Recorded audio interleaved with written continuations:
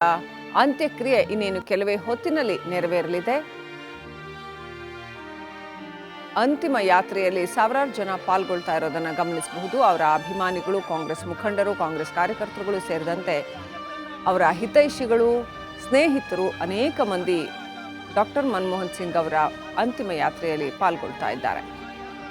ಕರ್ನಾಟಕದಿಂದ CM Siddaramaiah, DCM DK Shivakumar, Mallikarjun Kharge ಸೇರಿದಂತೆ ಅನೇಕ ಕಾಂಗ್ರೆಸ್ ನಾಯಕರುಗಳು ಅಲ್ಲಿ ನೆರೆದಿದ್ದಾರೆ. ರಾಜ್ಘಾಟ್ ಬಳಿ ಮನಮೋಹನ್ ಸಿಂಗ್ ಅವರ ಪಾರ್ಥಿವ ಶರೀರದ ಅಂತ್ಯಕ್ರಿಯೆ ನೆರವೇರಲಿದೆ. ಸಿಖ್ ಧರ್ಮದ ವಿಧಿವಿಧಾನದಂತೆ ಅಂತ್ಯ ಸಂಸ್ಕಾರ ನೆರವೇರಲಿದೆ.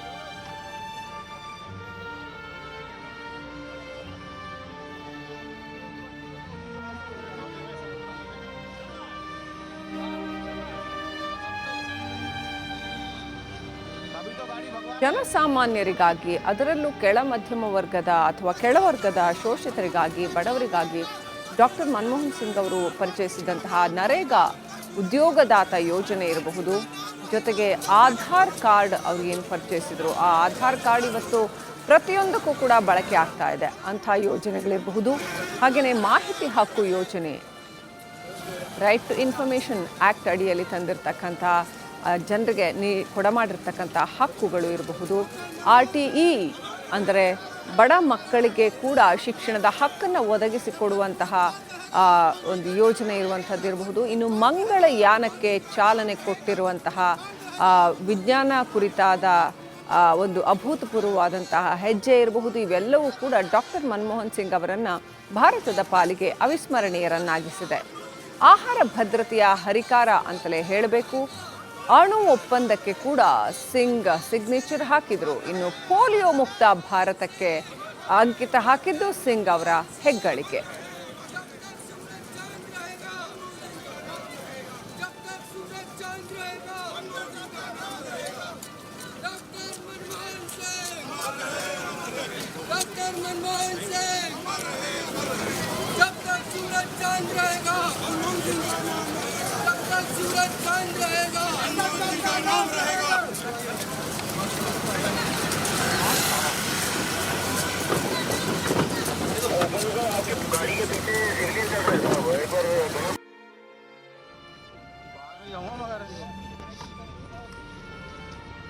आगे का मैंने जानी, पीछे का बाकियों से बोल दो.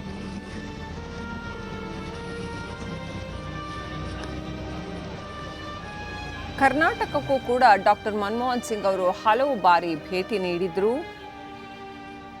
ಅವರು 10 ವರ್ಷಗಳ ಕಾಲ ಪ್ರಧಾನಿಯಾಗಿ ಆಡಳಿತ ನಡೆಸಿದ್ರು. ಆ ಸಂದರ್ಭದಲ್ಲಿ 2005ರಲ್ಲಿ ಫೆಬ್ರವರಿ 12ನೇ ತಾರೀಕು ಮೈಸೂರಿಗೆ ಭೇಟಿ ನೀಡಿದ್ರು. ಇನ್ಫೋಸಿಸ್ ಕ್ಯಾಂಪಸ್ ಅನ್ನು ಉದ್ಘಾಟನೆ ಮಾಡಿದ್ದು ಡಾಕ್ಟರ್ ಮನಮೋಹನ್ ಸಿಂಗ್ ಅವರು.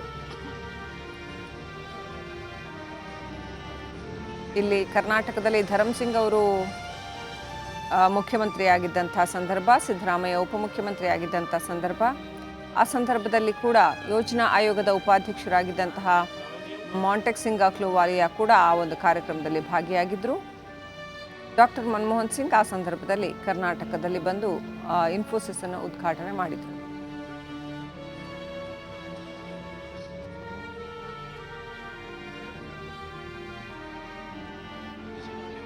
ಹಲವು ವಿಚಾರಗಳಿಗಾಗಿ ಭಾರತೀಯರು ಡಾಕ್ಟರ್ ಮನಮೋಹನ್ ಸಿಂಗ್ ಅವರನ್ನು ನೆನಪಿಸಿಕೊಳ್ತಾರೆ. ಕಾಂಗ್ರೆಸ್ನ ಕೆಲವು ಬೆರಳೆಣಿಕೆಯ ಪರಮೋಚ್ಚ ನಾಯಕರುಗಳಲ್ಲಿ ಡಾಕ್ಟರ್ ಮನಮೋಹನ್ ಸಿಂಗ್ ಅವರು ಕೂಡ ಒಬ್ಬರಾಗಿ ನಿಲ್ತಾರೆ.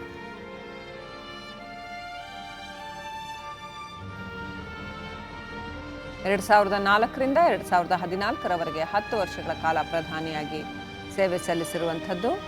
ಜವಾಹರ್ಲಾಲ್ ನೆಹರು, ಇಂದಿರಾ ಗಾಂಧಿ ಹಾಗೂ ಈಗಿನ ನರೇಂದ್ರ ಮೋದಿ ಅವರ ನಂತರ ಅತಿ ಹೆಚ್ಚು ಕಾಲ ಸೇವೆ ಸಲ್ಲಿಸಿದ 4ನೇ ಪ್ರಧಾನಿ ಡಾಕ್ಟರ್ ಮನಮೋಹನ್ ಸಿಂಗ್ ಅವರು. ಭಾರತದ ಮೊದಲ ಸಿಖ್ ಪ್ರಧಾನಿ ಮನಮೋಹನ್ ಸಿಂಗ್ ಅವರು. ಜವಾಹರ್ಲಾಲ್ ನೆಹರು ನಂತರ ಪೂರ್ಣ 5 ವರ್ಷಗಳ ಅವಧಿಯನ್ನು ಪೂರ್ಣಗೊಳಿಸಿ ಮರು ಆಯ್ಕೆಯಾದ ಮೊದಲ ಪ್ರಧಾನಿ ಕಾಂಗ್ರೆಸ್ಗೆ. ಇಂದಿರಾ ಗಾಂಧಿ ಅವರದ್ದು ಗ್ಯಾಪ್ ಆಗಿತ್ತು, ಅವಧಿ ಪೂರ್ಣ ಆಗಿರಲಿಲ್ಲ. ಸೊ ಅವಧಿ ಪೂರ್ಣಗೊಳಿಸಿ ಮರು ಆಯ್ಕೆಯಾದ ಮೊದಲ ಪ್ರಧಾನಿ ನೆಹರು ಅವರ ನಂತರ ಅನ್ನುವ ಹೆಗ್ಗಳಿಕೆಗೆ ಡಾಕ್ಟರ್ ಸಿಂಗ್ ಅವರು ಪಾತ್ರರಾಗಿದ್ದರು.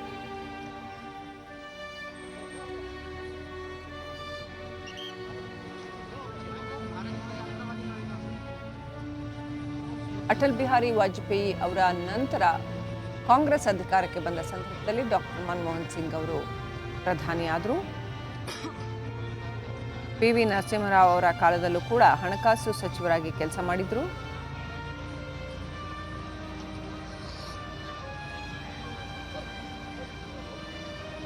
ಭಾರತದ GDPಯನ್ನು ಅತ್ಯಂತ ಹೆಚ್ಚಿನ ಮಟ್ಟಕ್ಕೆ ಕೊಂಡೊಯ್ದಂತಹ ಶ್ರೇಯಕ್ಕೆ ಅವರು ಪಾತ್ರರಾಗಿದ್ದಾರೆ. ಆರ್ಥಿಕ ಬಿಕ್ಕಟ್ಟನ್ನು ಎದುರಿಸ್ತಾ ಇದ್ದಂತಹ ಭಾರತವನ್ನು ಆ ಬಿಕ್ಕಟ್ಟಿನಿಂದ ಹೊರತಂದ ಕೀರ್ತಿ ಡಾಕ್ಟರ್ ಮನಮೋಹನ್ ಸಿಂಗ್ ಅವರಿಗೆ ಸಲ್ಲುತ್ತದೆ.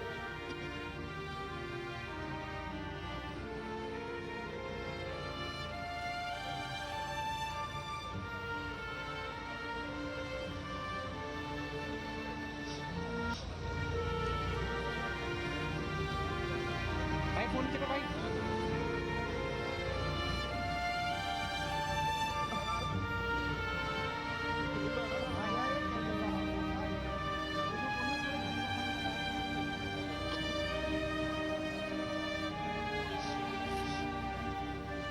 ಓಕೆ, ಸಿಖ್ ಸಂಪ್ರದಾಯದ ಪ್ರಕಾರ ಯಾವ ರೀತಿಯಲ್ಲಿ ಡಾಕ್ಟರ್ ಮನಮೋಹನ್ ಸಿಂಗ್ ಅವರ ಅಂತ್ಯಕ್ರಿಯೆ ನೆರವೇರಲಿದೆ, ಈ ಬಗ್ಗೆ ಇನ್ನಷ್ಟು ಮಾಹಿತಿಯನ್ನ ಪಡ್ಕೊಳ್ಳೋಣ.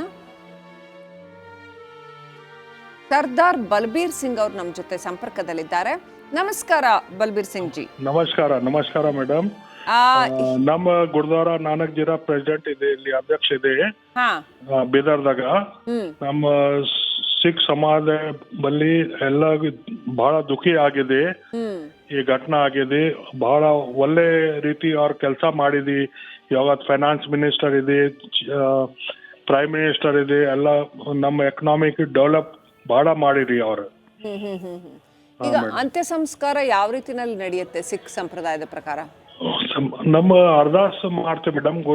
ಗುರುದು ನಮ್ಮ ಹೆಂಗ್ ಅರ್ದಾಸ್ ಇರ್ತಾವ, ಮತ್ತ ಅದು ಆಗಿನಂಕ ಅವ್ರದ್ದು ಸಂಸ್ಕಾರ ಆಗಿನಂಕ ನಮ್ಮ ಪಾಠ ಇರ್ತಾವ, ಹಂಗ್ ಮಾಡ್ತೀರಿ ಮೇಡಮ್. ಎಲ್ಲ ಏನೆಲ್ಲ ಪದ್ಧತಿ ಇರುತ್ತೆ ಸರ್? ಪದ್ಧತಿ ಅಂತೆ ಅದು ಅಗ್ನಿ ಭೇಟ್ ಮಾಡ್ತೀವಿ ಮೇಡಮ್. ಆಮೇಲೆ ವಿವರಿಸಿ ಸರ್, ಅದು ಹೇಗಿರುತ್ತೆ ಎಕ್ಸ್ಪ್ಲೈನ್ ಮಾಡಿ. ಹೆಂಗ್ ಮಾಡ್ಬೇಕು, ಹಿಂದೂ ಹೆಂಗ್ ರಿವಾಜ್ ಇದೆ ಮೇಡಮ್, ಹಂಗೆ ಮಾಡ್ತೀರಿ. ನಮ್ಮಲ್ಲಿ ಅರ್ದಾಸ್ ಮಾಡಿ ಅಲ್ಲಿ ಸಂಸ್ಥಾನ್ ಒಯ್ ಮಾಡ್ತೀರಿ ಮೇಡಮ್ ಎಲ್ಲ ಕೆಲಸ. ಆಮೇಲೆ ಅದು ಏನು ಅವ್ರದ್ದು ಅಸ್ಥಿ ಇರ್ತಾವಾಗ ಅದು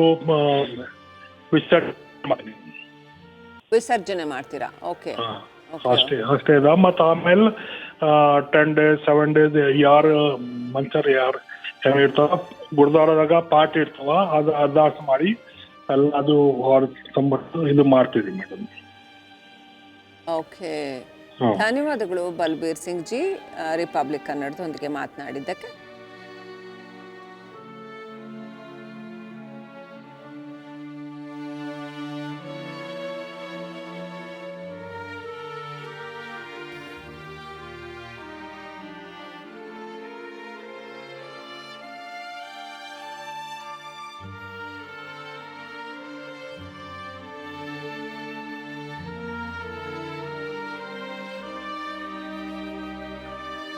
FDI ವಿದೇಶಿ ನೇರ ಹೂಡಿಕೆ ಹಾದಿಯಲ್ಲಿದ್ದಂತಹ ಅನೇಕ ಅಡೆತಡೆಗಳನ್ನು ತೆಗೆದುಹಾಕಿದ್ದು ಡಾಕ್ಟರ್ ಮನಮೋಹನ್ ಸಿಂಗ್ ಅವರು.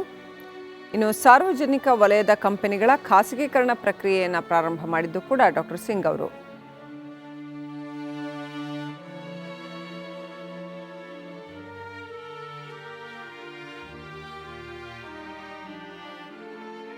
ಡಾಕ್ಟರ್ ಸಿಂಗ್ ಅವರ